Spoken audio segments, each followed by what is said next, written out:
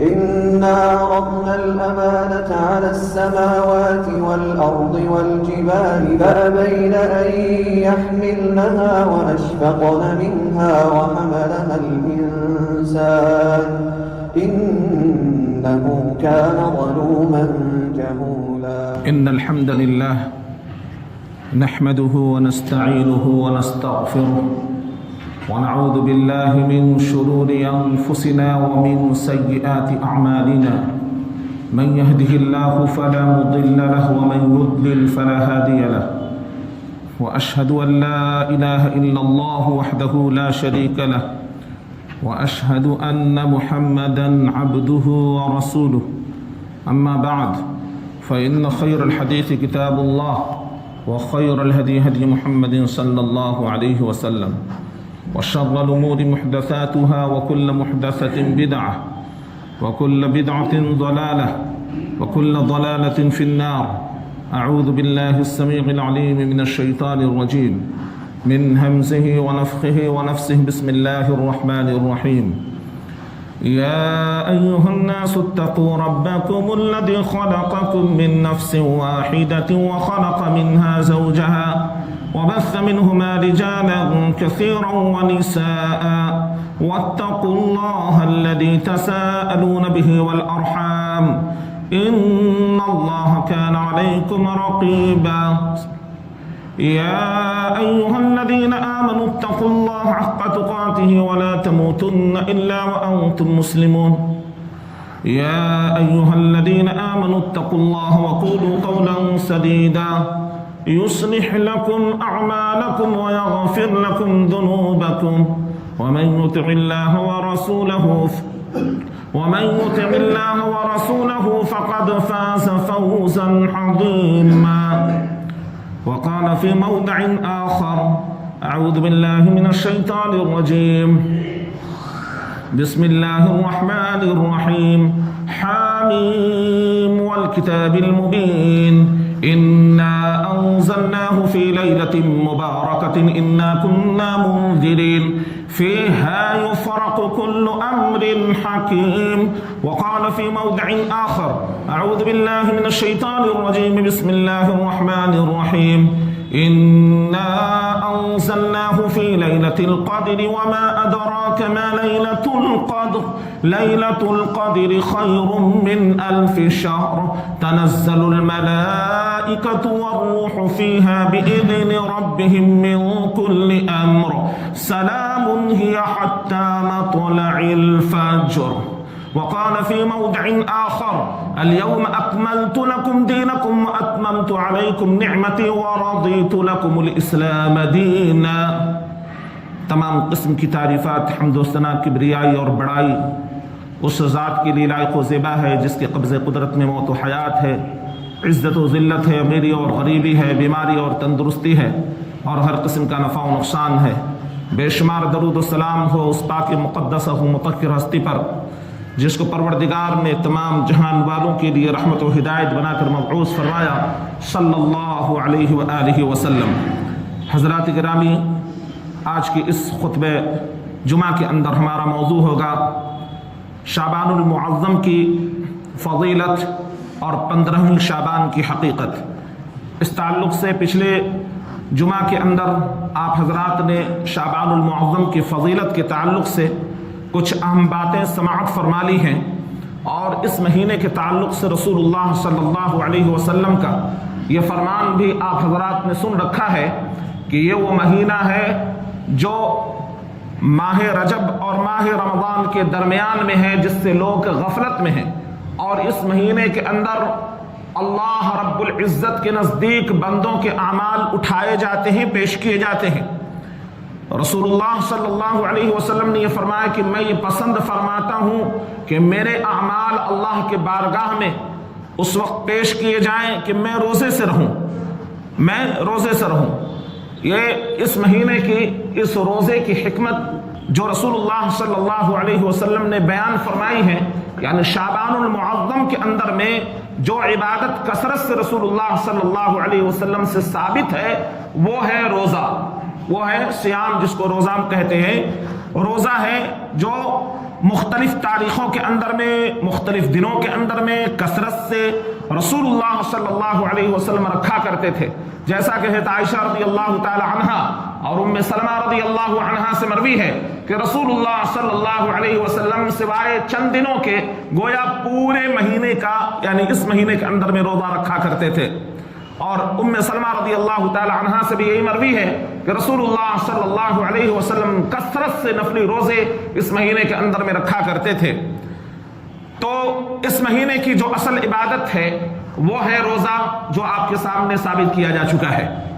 اب سوال یہ پیدا ہوتا ہے کہ ہمارا یہ دین اسلام جو اللہ تبارک و تعالی نے اپنے نبی محمد رسول اللہ صلی اللہ علیہ وسلم کے اوپر تکمیل فرما دی، اب اس دین کے اندر میں کوئی نئے طریقے سے کوئی اضافہ نہیں ہو سکتا۔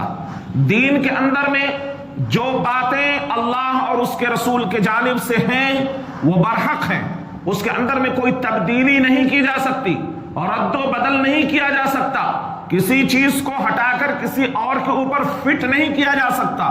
جہاں پر جو چیز جیسی ہے وہاں پر اس کو ویسے ہی تسلیم کیا جائے گا جیسے ہمارے نبی محمد رسول اللہ صلی اللہ علیہ وسلم نے بتلایا ہے اور صحابہ نے جس چیز کو اختیار کیا ہے، اس لیے کہ اس دین کی تکمیل ہو چکی ہے۔ اللہ تبارک و تعالیٰ فرماتا ہے کہ الیوم اکملت لکم دینکم واتممت علیکم نعمتی ورضیت لکم الاسلام دینا، کہ آج کے دن میں نے تمہارے دین اسلام کو مکمل کر دیا اور اپنی نعمتیں تمہارے اوپر تمام کر دی اور تمہارے لیے دین اسلام کو پسند کر لیا گیا ہے۔ یعنی اب اس کے اندر میں جو تکمیل ہوئی ہے، نہ تو کوئی چیز اس سے نکالی جا سکتی ہے اور نہ کوئی چیز اس کے اندر میں داخل کیا جا سکتا ہے۔ تو دین وہی ہے جو اللہ کا حکم ہو اور محمد رسول اللہ صلی اللہ علیہ وسلم کی سنت ہو، عمل ہو، حکم اللہ کا، طریقہ محمد رسول اللہ صلی اللہ علیہ وسلم کا، یہی دین ہے جس کو حجۃ الوداع کے موقع پر رسول اللہ صلی اللہ علیہ وسلم نے فرمایا تھا کہ میں تمہارے درمیان دو چیزیں چھوڑے جا رہا ہوں، ترکت فیکم امرین لن تضلوا ما تمسکتم بہما کتاب اللہ و سنتی، اور جب تک تم اس کو مضبوطی سے تھامے رہو گے کبھی گمراہ نہیں ہو سکتے، مضبوطی سے تھامے رہو گے کبھی گمراہ نہیں ہو سکتے۔ لہذا جو دین اللہ تبارک و تعالیٰ کی جانب سے نازل ہوا ہے اور جس دین کی تشریح محمد رسول اللہ صلی اللہ علیہ وسلم نے فرما دی ہے وہی برحق ہے اور وہی اس کی تکمیل اب ہو چکی ہے۔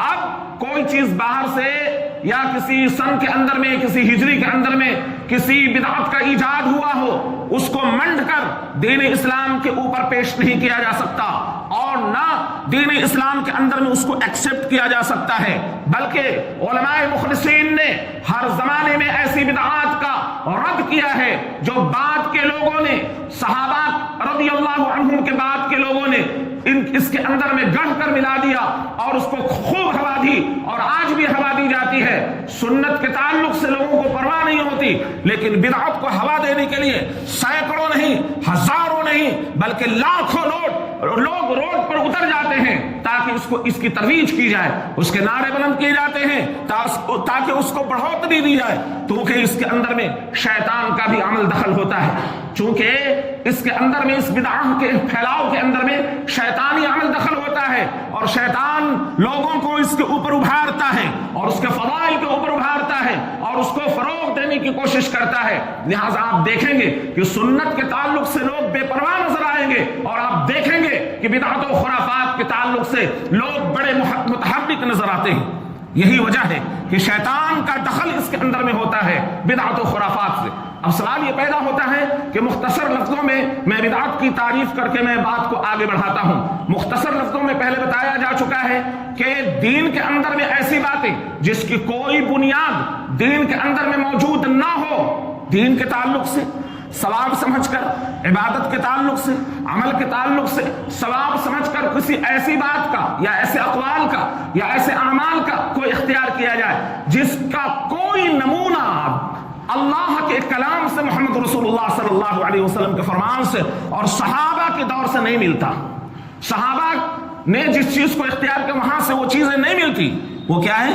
بدعہ ہے، جس کا کوئی تعلق رب کے کلام سے نہ ہو، جس کا کوئی تعلق محمد رسول اللہ صلی اللہ علیہ وسلم کے فرمان سے نہ ہو، اور جس کا تعامل صحابہ کے اندر میں نہ رہا ہو، جس کا تعامل صحابہ کے اندر میں نہ رہا ہو۔ اب ایسی کوئی چیز لائی جائے گی، ایسے نئی کوئی چیز پیش کی جائے گی یا نئی چیز کا ایجاد ہوگا، اس کو کہیں گے بدعت۔ ابھی اس دین اسلام کے اندر میں بدعت کا جو تعلق ہے مختصر میں لے کر چل رہا ہوں، وہ تو دو چیزوں کے اعتبار سے ہوتا ہے، ایک قولی اور اعتقادی، اور دوسرا عملی۔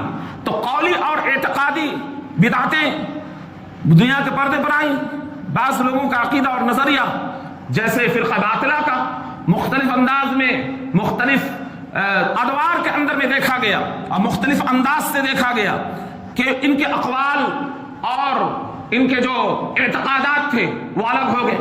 کبھی یہ خلق قرآن کے تعلق سے انہوں نے بدعتیں گڑھی اور قرآن کو کہا کہ خالق ہے، قرآن کی مخلوق ہے، اس کی بحث میں الجھ گئے، اور بہرحال اس طرح کی بہودگی والی بحثیں دنیا کے پردے پر آئیں، یا قولی بدعتیں دنیا کے پردے پر رونما ہوئیں، اور جس کے اندر میں بڑے بڑے علماء کرام گرفتار کر لیے گئے۔ اور یہی نہیں بلکہ شاہی فرمان کے مطابق بہت سارے لوگوں کے اوپر کوڑے برسائے گئے۔ امام احمد بن حنبل رحمہ اللہ کے اوپر اس بدعت کے رد میں جب انہوں نے اپنی زبان کھولی تو ان کے اوپر اس طرح کوڑے برسائے گئے کہ اگر وہ کوڑے ہاتھی کے اوپر بھی مار دیے جاتے تو وہ ڈھیر ہو جاتا۔ اس طریقے سے امام احمد بن حنبل کتنوں کو تو ہاتھ اکھڑوا دیے گئے۔ یہ سب بادشاہوں کے اس وقت اس زمانے کے اندر میں جو برسر اقتدار تھے اہل السنہ والجماعہ کے علماء کے اوپر ٹوٹ پڑے، اور صرف اس بنیاد پر کہ انہوں نے بمانگے دہل بدعت کی مخالفت کی، اور ایسی قولی اور جیسے کہ فرقہ جہمیہ، فرقہ معتزلہ، فرقہ خوارج، یہ تمام جو دنیا کے پردے پر عروج میں آئی۔ کوئی بعض حضرات کہتے ہیں گناہ کبیرہ کا مرتکب کافر ہو جاتا ہے۔ اب جو گناہ کبیرہ کا ارتکاب کرنے والا وہ کفر کے اندر میں چلا گیا، جب تک وہ کلمہ نہیں پڑھے گا وہ دین اسلام کے اندر میں نہیں آ سکتا۔ تو اس طرح کی بدعتیں بھی دنیا کے پردے پر آئی۔ بعض لوگوں نے کہا، معتزلہ نے کہا کہ وہ جو گناہ کبیرہ کا مرتکب ہوگا وہ تو دین سے نکل گیا لیکن وہ کفر کے اندر میں داخل نہیں ہوگا، وہ بیچ میں متزلزل رہے گا۔ اس طرح کے گویا قولی اور اعتقادی بدعتیں دنیا کے پردے پر آئیں اور دنیا نے اس کا تماشا دیکھا۔ اہل السنہ والجماعہ کے علماء نے اس کی مخالفت کی اور اس سینہ سپر رہے اور بمانگ دہل اس کی مخالفت کرتے رہے، اور وہ باتیں ہمیشہ پیش کرتے رہے جو اللہ کے کلام قرآن کے اندر میں موجود تھا، اور وہ باتیں پیش کرتے رہے جو رسول اللہ صلی اللہ علیہ وسلم نے احادیث کے اندر میں پیش کی ہیں، اور وہ ان منہجوں کو پیش کیا جس منہج کو صحابہ کرام رضی اللہ عنہم نے اختیار کیا، یعنی قرآن و سنت کا منہج جو ہمیشہ سے تھامے رہے، اور اہل سنت کے علماء اس کی آبیاری کرتے رہے۔ تو آج بھی اس زمانے کے اندر میں اس زمانے سے کہیں زیادہ بدعتیں دیکھی جا سکتی ہیں، اور آج بھی ہمارے درمیان میں قولی اور اعتقادی بدعتیں تو ہیں ہی، وہ اپنے عروج پر تو ہیں ہی۔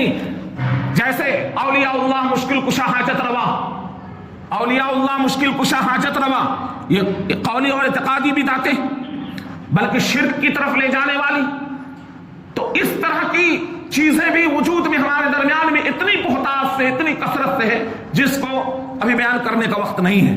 الغرض المختصر یہ کہ ہمارے درمیان جو آج جس بدعت کا میں تذکرہ کرنے جا رہا ہوں وہ عملی ہے، عملی اعتبار سے، کہ عملی اعتبار سے بدعت کی جو قسمیں بنتی ہیں وہ چار طرح کی بنتی ہیں۔ نمبر ایک کہ فی نفسہ وہ عمل ہی بدعہ ہو، جس کا کوئی وجود اللہ کے نبی صلی اللہ علیہ وسلم سے اور آپ کے صحابہ سے مروی نہ ہو، بالکل نئے طریقے سے، جیسے عید میلاد النبی وغیرہ، صحابہ اور تابعین اس سے بالکل خالی نظر آ رہا ہے، کہیں پر اس کا وجود نظر نہیں آ رہا۔ حدیث کی ساری کتابیں، فقہ کی ساری کتابیں عید میلاد النبی کی اس بدعت سے بالکل دین اسلام صاف و شفاف۔ اسلام کے اندر میں دو عیدیں ہیں، عید الفطر، عید الاضحیٰ، اور یہ عید میلاد النبی کی فی نفس ہی بدعت، یعنی جس کو گڑھ کر نئے سرے سے، جس کا کوئی وجود اللہ کے نبی صلی اللہ علیہ وسلم کے زمانے میں نہیں تھا، یہ بدعت۔ دوسرا یہ کہ وہ عمل تو مشروع ہو لیکن اس کے اندر میں زیادتی پیدا کر دی جائے، جیسے جمعے کی نماز 2 رکعت ہے 4 رکعت پڑھنے جانے لگے، کہیں 3 رکعت ہے تو اس کے اندر میں اضافہ کر دیا جائے، تو شرعی امور کے اندر میں اضافہ کر دیا گیا، تو یہ بدعتیں بھی ظاہر ہو سکتی۔ کوئی نہیں بھائی مغرب کے ہم 3 کیوں پڑھیں، 4 پڑھیں، عبادت ہی تو ہے، تو کیا کوئی تسلیم کرنے کو تیار ہوگا؟ بھائی کوئی اس کو تسلیم نہیں کرے گا. عبادت ہے لیکن آپ متعین جتنا ہے اتنا ہی کرنا ہے, اس سے زیادہ آپ نہیں پڑھ سکتے. آپ کمال نہیں کر سکتے جمعے کے اندر میں 8 رکعت 10 رکعت پڑھ کے. 2 رکعت ہے 2 ہی پڑھنا پڑے گا آپ کو فرض. آپ اس سے زیادہ باجماعت فرض نہیں ادا کر سکتے. ظہر میں 4 ہے 4 ہی پڑھنا ہوگا. اگر کوئی ایک 5 پڑھا دیا تو اس کی خیر نہیں, یا تو وہ بھول کر پڑھایا تو سزا سہو کرے گا, اور نہیں تو اگر جان بوجھ کر پڑھایا تو ایسے امام کو مسجد سے باہر کر دیا جائے. کیوں؟ یہ 5 رکعت کا قائل ہے. تو کہے گا ہم نے کوئی غلط کام کیا؟ نہیں, آپ نے غلط کام نہیں کیا, دین کے اندر میں آپ اضافہ کرنے کے قائل ہیں. تو امت اس کو برداشت نہیں کر سکتی. وہاں پر یہ نہیں کہا جائے گا کہ عبادت تھا, نماز تھی, نماز پڑھنے کی وجہ کر باہر کیا گیا وغیرہ وغیرہ. یہ چلایا نہیں جائے گا وہاں پر. کام تو اچھا تھا لیکن کیوں؟ دین اسلام نے جتنی چیزیں جو متعین کر دی ہیں وہ متعین رہیں گی اپنی جگہ پر, اس کے اندر میں اضافے کی کوئی گنجائش نہیں ہے. تو یہ اتنی باتیں ہمیں سمجھ میں آ رہی ہیں. تیسری کہ عمل مشروع ہو لیکن عمل کے طریقے کو بدل دیا جائے. عمل مشروع ہے لیکن عمل کے طریقے کو بدل دیا جائے. جس طریقے پر ہمارے نبی نے جس کام کو انجام دیا ہے اس طریقے کے علاوہ کے اوپر ہم انجام دینے لگے. مثلا جتنی سنت مؤکدہ جو نمازیں ہیں جو ہم پڑھتے ہیں انفرادی پڑھتے ہیں, کوئی کہے گا نہیں بھائی فرض کے ساتھ ساتھ ان کو بھی اجتماعی پڑھا جائے. کیا کہیں گے آپ؟ کوئی پڑھنا گوارا کرے گا؟ بھائی جماعت فرض کے ساتھ میں خاص ہے, سنت مؤکدہ کے اندر میں جماعت کا کوئی ثبوت اللہ کے نبی سے, صحابہ سے, تابعین سے نہیں ہے. یہاں پر ہمارا دماغ بالکل صحیح کام کر رہا ہے. اور پھر ہم پوچھیں گے بھائی ہر فرض نماز کے بعد میں اجتماعی دعا کا ثبوت صحابہ رضی اللہ عنہم اس سے بری. اللہ کے نبی صلی اللہ علیہ وسلم کے کسی بھی زمانے میں ایک بھی نماز ایسی ثابت نہیں ہے جس کے اندر میں اللہ کے نبی صلی اللہ علیہ وسلم نے صحابہ کو اجتماعی دعا کرائی. ایک بھی نماز, ایک بھی حدیث ایسی موجود نہیں. اب ہم کہیں گے نہیں, یہاں تو باتیں چونکہ ہمارے بڑوں نے گڑھی ہیں اس کو, تو کہیں ہوگی تب تو گڑھی ہے, تب تو لاہے بھائی آپ کے بڑے گڑھے, لیکن حدیث کے اندر میں اس کا تذکرہ موجود نہیں. صحابہ کی فقہ کی کتابیں اس سے بالکل خالی ہیں, کہیں پر بھی اس کا کوئی تذکرہ نہیں ہے. نماز تکبیر سے شروع ہوتی ہے, تسلیم کے اوپر ختم ہو جاتی ہے, اس کے بعد بالکل آپ آزاد ہو گئے. اب اللہ کے نبی صلی اللہ علیہ وسلم کی حدیث بھی موجود ہے دارمی کے اندر میں اور سنن کی کئی کتابوں کے اندر میں صحیح سند کے ساتھ بھی حدیث ہے, مروی ہے کہ ما كان يجلس النبي صلى الله عليه وسلم بعد الصلاة المفروضة إلا أن يقول اللهم أنت السلام ومنك السلام تبارك يا ذا الجلال والإكرام. کہ اللہ کے نبی صلی اللہ علیہ وسلم فرض نماز کے بعد نہیں بیٹھا کرتے تھے مگر یہ کہ اپنی زبان سے کہتے اللهم أنت السلام ومنك السلام تبارك يا ذا الجلال والإكرام. اور ایک ایک نقل و حرکت کو صحابہ نے رسول اللہ صلی اللہ علیہ وسلم کی ایک ایک نقل و حرکت کو صحابہ نے اخذ کیا ہے, نوٹ کیا ہے.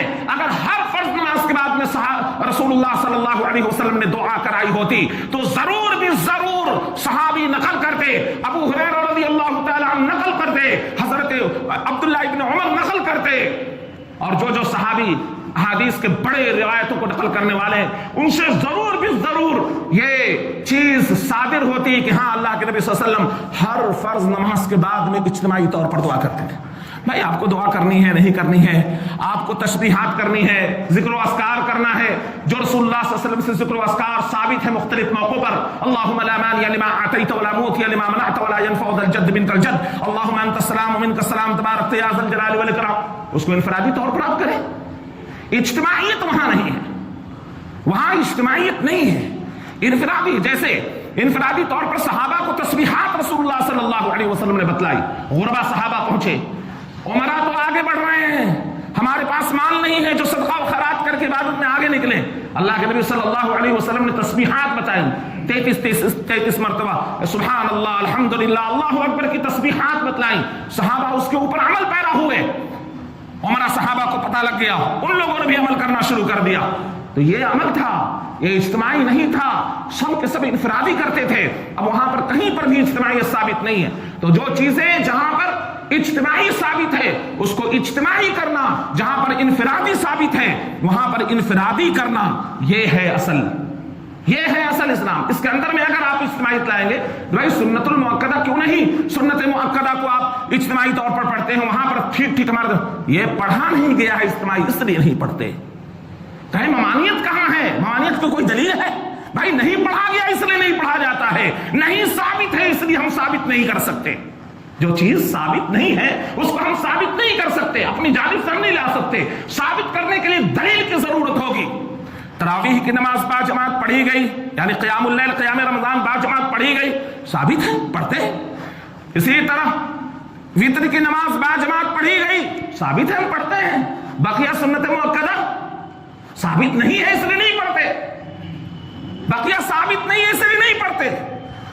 اب آخری بات جس سے آج کے اس مہینے سے اور آج کے اس موضوع سے جس کا تعلق ہے وہ یہ ہے کہ عبادت مشروع ہو, لیکن عبادت کو کسی ایسے اوقات کے ساتھ میں خاص کر دیا جائے جس کو شریعت نے خاص نہیں کیا, شریعت نے جس کو خاص نہیں کیا ہے. اور جیسے 15ویں شعبان کی شب میں قیام اور اس کے نہار یعنی دن کے اندر میں روزے کو خاص کرنا. 15ویں شب کے اندر میں قیام خاص نہیں. اللہ کے نبی صلی اللہ علیہ وسلم نے کیا فرمایا؟ پچھلے جمعہ کو میں نے حدیث بیان کی تھی مسلم شریف کے حوالے سے کہ اللہ کے نبی صلی اللہ علیہ وسلم نے فرمایا کہ جمعہ کی رات کو قیام کے لیے خاص مت کرو اور جمعہ کے دن کو روزے کے لیے خاص مت کرو. آپ نے فرمایا خاص مت کرو, وہاں دلیل ہے ہم خاص نہیں کر سکتے اس کے لیے. اسی طریقے سے رسول اللہ صلی اللہ علیہ وسلم سے کوئی بھی ایسی صحیح روایت ثابت نہیں ہے, اور خصوصیت کے لیے روایت کا صحیح ہونا ضروری ہے. اور یہاں پر ایک روایت بھی 15ویں شعبان کے تعلق سے ثابت نہیں ہے. اور زبردستی کی کوشش جنہوں نے کی ہے اللہ ان کے اوپر رحم فرمائے کہ کس طرح سے زبردستی کوشش کی گئی ہے. 15ویں شعبان کے تعلق سے روایت ہی نہیں بلکہ قرآن کے الفاظ کے اندر میں رد و بدل کر کے کسی کو اور فٹ کر دیا گیا. جیسا کہ میں نے خطبہ مسنونہ کے بعد قرآن مجید کی ایک سورہ دخان 25ویں پارے کے اندر میں ہے, اس کے اندر میں بہت سارے ابھی مقررین شعلہ بیان مقررین حضرات اپنی تقریروں کے اندر میں ابھی ان آیات کریمہ کی تلاوت کرتے ہوئے اس کی فضیلت کو بیان کر کے کہتے ہیں کہ یہ 15ویں شعبان کے تعلق سے یہ آیت کریمہ 15ویں شعبان کے تعلق سے یہ آیت کیا ہے؟ حامیم والکتاب المبین, اور قسم ہے کتاب مبین کی, واضح کتاب کی. انا انزلناہ, ہم نے بلا شبہ اس کو نازل کیا ہے لیلہ مبارکہ میں, ایک مبارک رات میں, فی لیلۃ مبارکہ, انا کنا منذرین, اور بلا شبہ ہم ہی ڈرانے والے ہیں. ہم نے اس کو نازل کیا, اور نازل کرنے کا مقصد انذار ہے تاکہ ڈرایا جائے لوگوں کو. ہم نے ہی اس کو نازل کیا, ہم ہی ڈرانے والے. انا کنا منذرین فیہا یفرق کل امر حکیم, اور وہ مبارک رات میں فیہا یعنی اس رات میں کل امر حکیم, یفرق ای یفصل, اس کے اندر میں فیصلہ کر دیا جاتا ہے امور کو, جو امور اہم ہوتے ہیں, جس کا تعلق انسانوں کے حالات اور دنیا کے حالات سے, جو واقعات دنیا کے پردے پر یا انسانوں کی زندگی میں وقوع پذیر ہونے والے ہیں, جیسے لکھا ہے موت و حیات اور دوسرے اور مشاغل, دوسرے اور مسائل مہمہ, جو اہم مسائل ہیں. فرشتوں کو گویا اللہ تبارک و تعالیٰ اس رات کے اندر میں ان کے سپرد کر دیا جائے. بعض مفسرین فرماتے ہیں کہ گویا ہر کام کو انجام دینے کے لیے جن کے ساتھ میں فرشتوں کی جو ڈیوٹی ہوتی ہے گویا ان کو لگا دیا جاتا ہے, ان کو ہینڈ اوور کر دیا جاتا ہے, جس کا تعلق موت سے ہوتا ہے, حیات سے ہوتا ہے, جس کا تعلق کسی اہم امور سے ہوتا ہے, رزق سے ہوتا ہے, کون کیا کرے گا, پورے سال کی جو ڈیوٹی ہوتی ہے گویا جن کے سپرد ہوتا ہے وہ سب کر دیا جاتا ہے. یہ فیہا یفرق کل امر حکیم. اور وہ رات کون سی ہے؟ مبارک رات سے. اب یہ کہتے ہیں کہ مبارک رات سے یہ نصف شعبان 15ویں شعبان کی شب ہے, 15ویں شعبان کی. گویا 15ویں شعبان کو یہ کہتے ہیں کہ پورا قرآن 15ویں شعبان کو نازل ہوا. انا انزلناہ, بلا شبہ ہم نے اس کو نازل کیا. اب کیا ہوگا اگر اس کو مان لیا جائے بفرض محال کہ 15ویں شعبان کو نازل ہوئی یہ کتاب, تو رمضان مبارک کی تخصیص کہاں رہ گئی؟ مہینے کے اعتبار سے اللہ مجید میں فرماتا ہے کہ شہر رمضان الذی انزل فیہ القرآن، رمضان کا وہ مہینہ ہے جس میں ہم نے اس قرآن کو نازل کیا۔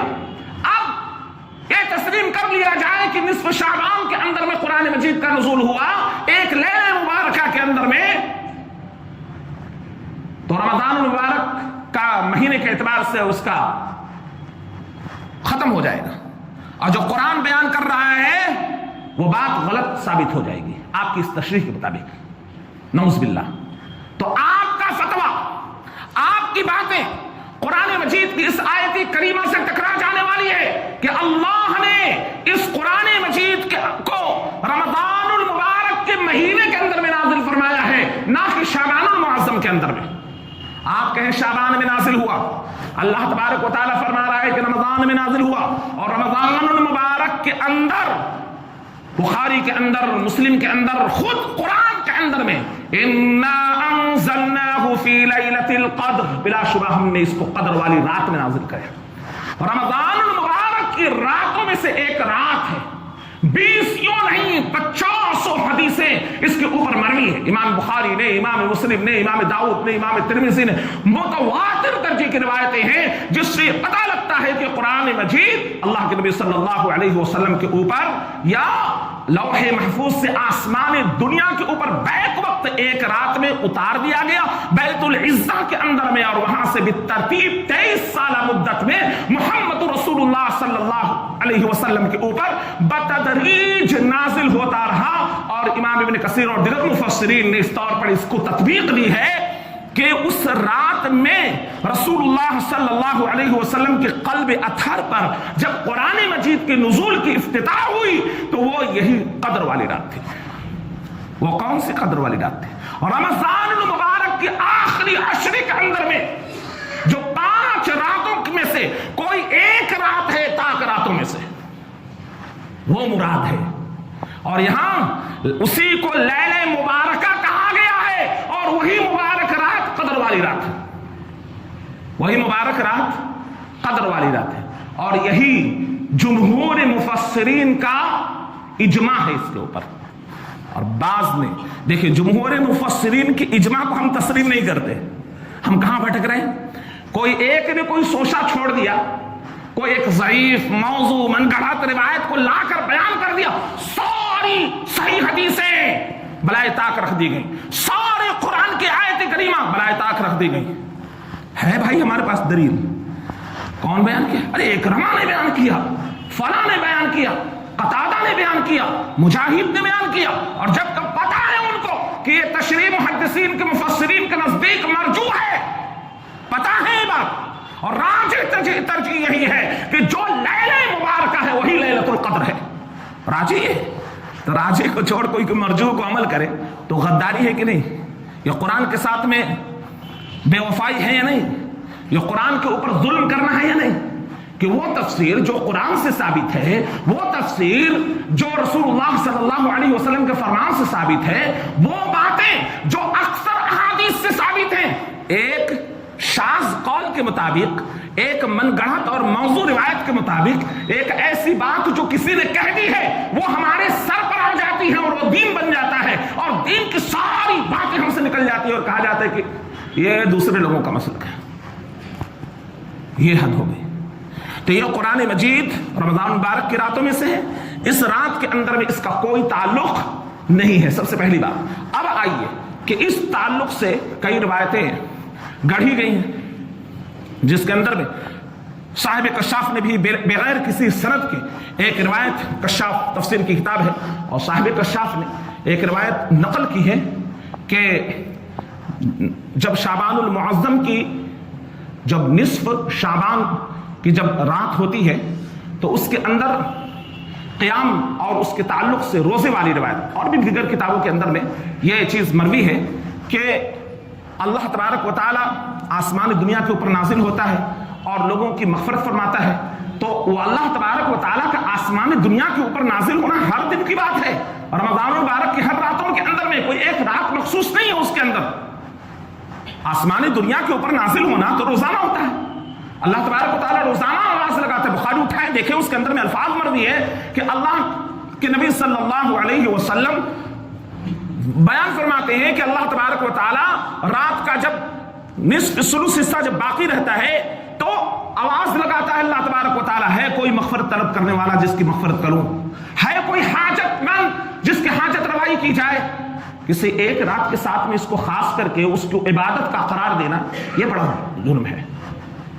اسی طریقے سے اس کے تعلق سے کئی اور روایتیں گڑھی گئی ہیں جس کے اندر میں یہ الفاظ میں مروی ہے کہ من صلی لیلۃ من نصف شعبان، من صلی لیلۃ 100 رکعۃ، من صلی فی لیلہ 100 رکعۃ، کہ جو اس رات کے اندر میں یعنی نصف شعبان کی رات میں 100 رکعت پڑھتا ہے، من صلی 100 رکعۃ ارسل اللہ الیہ 100 ملک، اللہ تبارک و تعالیٰ اس کے پاس میں کتنے فرشتے بھیجتا ہے؟ 100 فرشتے بھیجتا ہے۔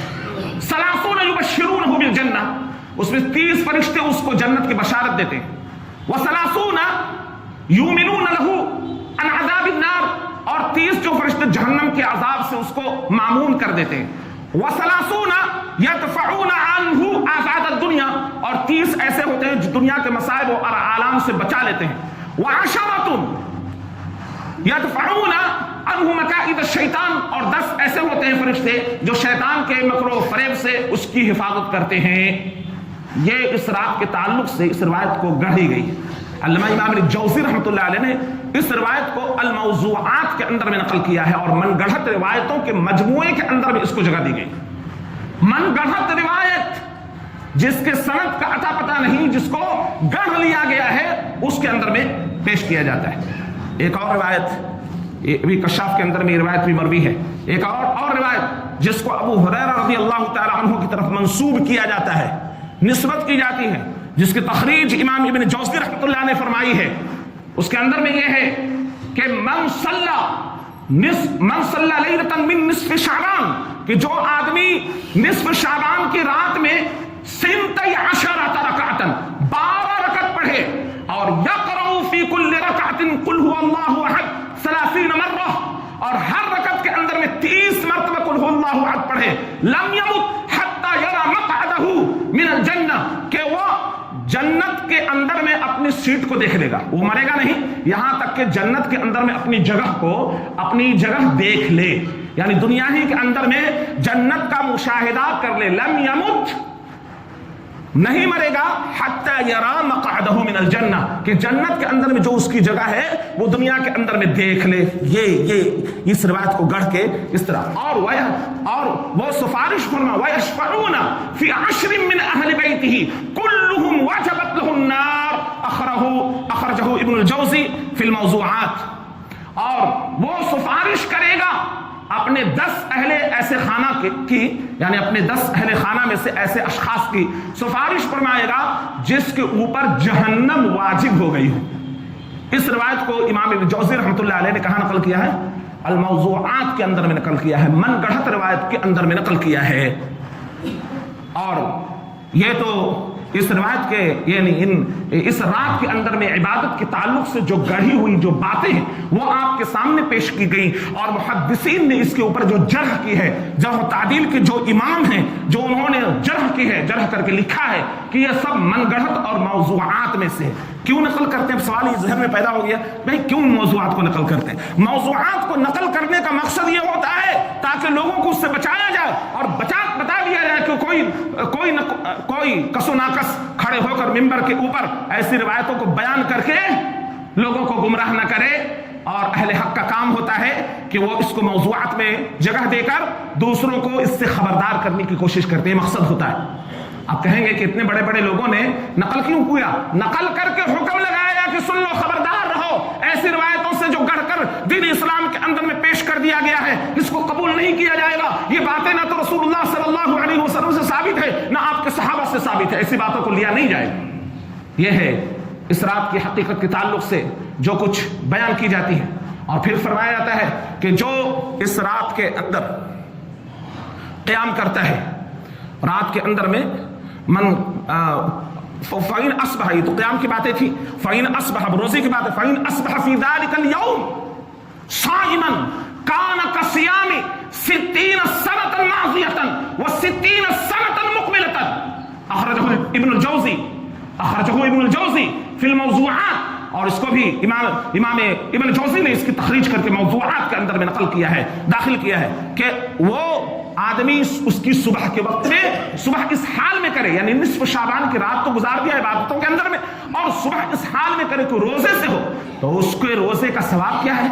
रोजे का सवाब के देखिए मौजू मनगढ़ंत बातें कि रोजे का सवाब 60 साल माजी के और 60 साल मुस्तकबल के, यानी 60 साल माजी के रोजे का सवाब और 60 साल मुस्तकबल के अंदर में रोजे का उसको सवाब अता कर दिया जाता है। ये ऐसी मनगढ़ंत और बेबुनियाद रिवायतें जिसके ऊपर जरह की है इनमें मुहद्दिसीन ने, और सिर्फ जरह करने वाले अल्लामा इमाम जौज़ी अकेले नहीं हैं, बहुत सारे मुहद्दिसीन ने, मुफस्सिरीन ने, नाक़िदीन हदीस ने, और फिर अल्लामा सुयूती वगैरह ने, सबों ने इसका रद्द किया है, इसका रद्द किया है। अब इस रात के ताल्लुक से तो ये बातें थी जो हमारे दरमियान में बहुत सारी चीजें बिदअत और खुराफात जो आई हुई हैं, जिसको सहाबा को पता नहीं था इसकी फजीलत के ताल्लुक से, ताबईन को पता नहीं था, तबे ताबईन को पता नहीं था, लेकिन हमें बहुत पता है। और उसके बाद में देखिए कि सिर्फ यही नहीं कि इबादतों के ताल्लुक से इसके अंदर में खलत मलत किया गया। भाई जो रोजाना तहज्जुद का आदि है वो उस दिन भी पढ़ेगा, कोई ममानित थोड़ी है, लेकिन खुसूस नहीं कर सकता।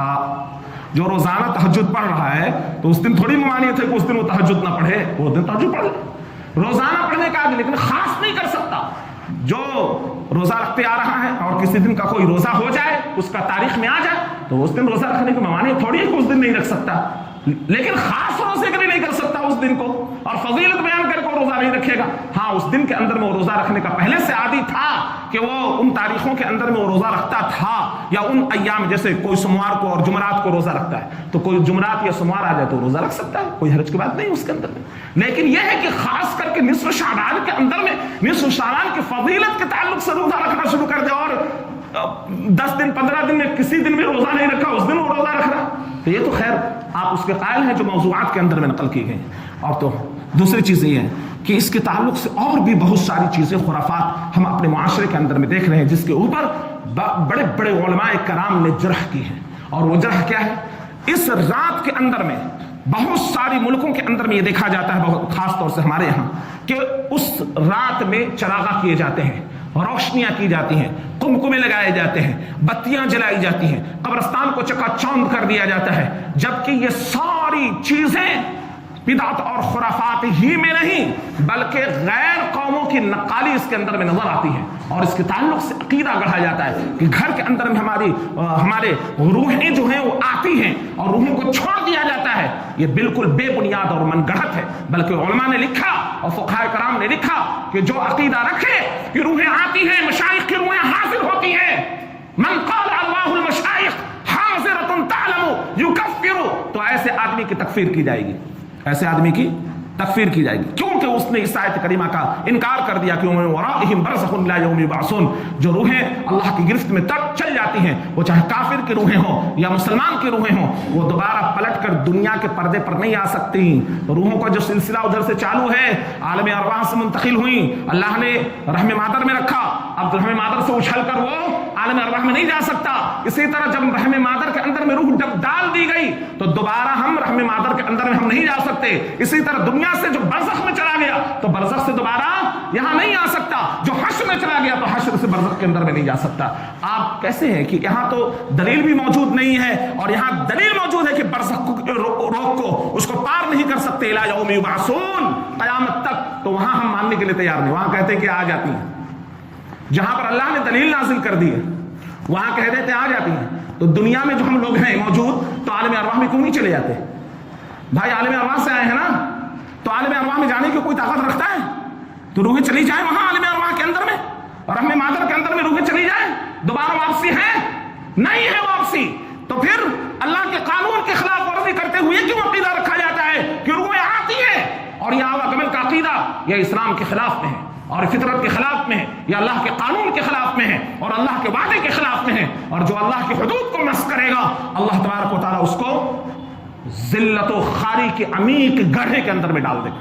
हम कहते हैं कि हमारी पस्तियां हो रही, अक्सर मुसलमानों का यह अकीदा है कि रूहें हमारे घरों के अंदर में आती हैं, वो बैठे बैठे दिन इस्लाम से खारिज हो रहे हैं, उन्हें पता भी नहीं कि हमारे फुक़हा ने क्या हुक्म लगाया। जो ये अकीदा रखे कि रूहें आती हैं और गैब भी जानती हैं, हाज़िरतुन तअलमु युकफ़िरु, ऐसे आदमी کی تکفیر کی جائے گی.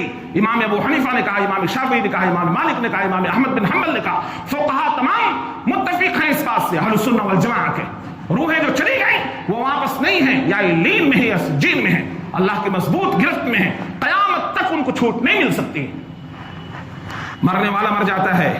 بہت لوگوں کا عقیدہ یہ ہوتا ہے, مختصر سی بات ہے, میں بات بتا کر ختم کرتا ہوں, کہ ایسا کیوں ہوتا ہے کہ کہیں پر کسی کا ایکسیڈنٹ ہوا اور وہاں سے خبریں آتی ہیں کہ بھائی روح بھٹک رہی ہے اس کی. یاد رکھیے کہ روحیں نہیں بھٹکتی ہیں, وہ شیطان ہوتا ہے جو بھٹک رہا ہوتا ہے اور اس کا نام رکھتا ہے اور کہتا ہے کہ میں فلاں ہوں. تو آدمی کو عقیدہ خراب کرنے کے لیے, اور جیسے ہی کسی آدمی کا یہ عقیدہ, ارے فلاں کی روح بھٹک رہی تھی, بس اس کا عقیدہ خراب ہوا, شیطان اپنے مقصد میں کامیاب ہوا. شیطان کا مقصد کیا ہے؟ کہ انسان کے عقیدے کو, دین کو خراب کریں. اور وہ خرابی یہ ہے کہ آپ یہ سمجھ لیا کہ اس کی روح بھٹک رہی ہے. نہیں, اس کی روح اللہ کی گرفت میں چلی گئی ہے, وہ بھٹک نہیں سکتی. وہ جو بھٹکتا وہ شیطان ہوتا ہے, جو لوگوں کے دلوں کے اندر میں عقیدہ بیٹھانے کے لیے اور گڑبڑ کرنے کے لیے وہ گھومتا پھرتا ہے اور کچھ دن تک لوگوں کو ڈراتا اڑاتا ہے اور کسی کے اوپر سوار ہو جاتا ہے اور کہتا ہے کہ میں فلاں کی روح ہوں, فلاں کی روح ہوں, فلاں کی روح ہوں. اور ایک نے تو باضابطہ اپنی زبان سے کہا کہ ہاں واقعی ہم اس معاملے میں جھوٹے ہیں, ہم روح نہیں ہے بلکہ ہم شیطان ہیں. ہم روح نہیں ہیں, ہم بلکہ شیطان ہیں. ہم لوگوں کا عقیدہ خراب کرنے کے لیے یہ دعویٰ کروا رہے تھے. ایکسپٹ کیا, تجربے کی بات میں بتا رہا ہوں. تو کیا ہوتا ہے کہ شیطان جو ہے وہ بھٹکتا ہے, اور بھٹکنے کے بعد میں وہ لوگوں کے دلوں کے اندر میں عقیدہ بیٹھاتا ہے کہ فلاں کی روح بھٹک رہی ہے. روح نہیں بھٹکتی بھائی, اس کا آپ ذہن و دماغ کے اندر میں اس کو بیٹھا لیں. چراغاں کرنا, من تشبہ بقوم فہو منہ, یہ دیوالی کی نقالی ہے. یہ شیرنیاں بنانا, یہ حلوے قتلی اور نہ جانے کیا کیا چیزیں جو اس کے اندر میں بنائی جاتی ہیں, یہ بدعت و خرافات ہیں, نقالی ہیں, دوسرے قوم غیر قوموں کی نقالی ہے. اور من تشبہ بقوم فہو منہ, ویس کرنی کا حوالہ دیا جاتا ہے کہ انہوں نے اللہ کے نبی صلی اللہ علیہ وسلم کے فرط محبت میں انہوں نے اپنے دندان مبارک شہید کر لیے گئے تھے اور انہوں نے حلوے کھائے تھے. بھائی دندان مبارک جو شہید ہوا رسول اللہ صلی اللہ علیہ وسلم کا, وہ شوال المکرم کے اندر میں شہید ہوا, احد کے اندر میں شہید ہوا. حلوہ آپ کب کھا رہے ہیں؟ شعبان کے اندر میں کھا رہے ہیں. حلوہ شعبان میں کھا رہے ہیں. اور ویس کرنی کا جو آپ نے حوالہ دیا ہے, تو پہلے ویس کرنی نے اپنا دانت توڑا تھا, اس کے بعد حلوہ کھایا تھا. تو پہلے اپنا دانت توڑے, اس کے بعد پھر حلوہ کھائیں, پھر دیکھیں محبت ہے. رسول اللہ صلی اللہ علیہ وسلم کی محبت میں اپنے دانت شہید کرے, پھر حلوہ کھائے, تب پتا چلے. اور جو قتلی اتنی کہ دانت والے بھی بڑے مشکل سے توڑ پاتے ہیں, اس کا کیا ثبوت؟ اور یہ دوستی روٹی جس کو بنا کر یہ عقیدہ رکھا جاتا ہے کہ بس نئے مردے کو پرانے مردے میں داخل کرنا, یہ کون سا عقیدہ ہے؟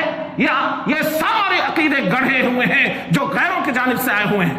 اس کو چھوڑنے کی ضرورت ہے, اس کو مخالفت کرنے کی ضرورت ہے, اپنے گھروں سے اس گھنونی بدعت کو نکالنے کی ضرورت ہے, ورنہ مرنا آپ کو بھی ہے, عالم برزخ آپ کے لیے بھی تیار ہے, قبر آپ کا بھی انتظار کر رہی ہے. اور میدان حشر کے اندر میں یاد رکھیں وہ حوض کوثر کا کنواں ہوگا, حوض کوثر ہوگا.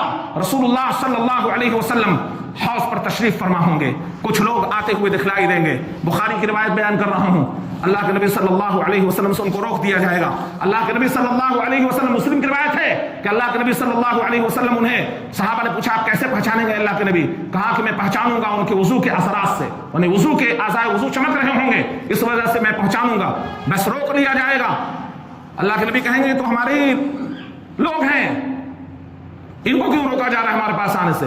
کہاں فرشتے کہیں گے اے اللہ کے نبی صلی اللہ علیہ وسلم آپ نہیں جانتے, لا تدری ما احدثوا بعد ذلك, آپ کے گزر جانے کے بعد میں کیسی کیسی گھنونی بدعتیں ان لوگوں نے گڑھ رکھی تھیں, دین کو تبدیل کر دیا تھا آپ کے گزر جانے کے بعد میں.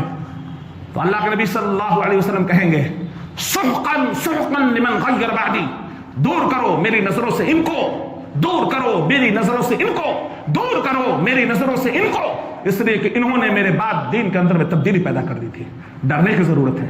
میدان حشر کے اندر میں ہمارا کیا ہوگا, برزخ کے اندر میں ہمارا کیا ہوگا؟ آج حلوہ پوڑی کھا کر اپنے عقیدے کو برباد کر رہے ہیں, عقیدہ رکھ رہے ہیں کہ مردے آ رہے ہیں, اپنے آپ کو مسلمان ہوتے ہوئے کافر بنا رہے ہیں.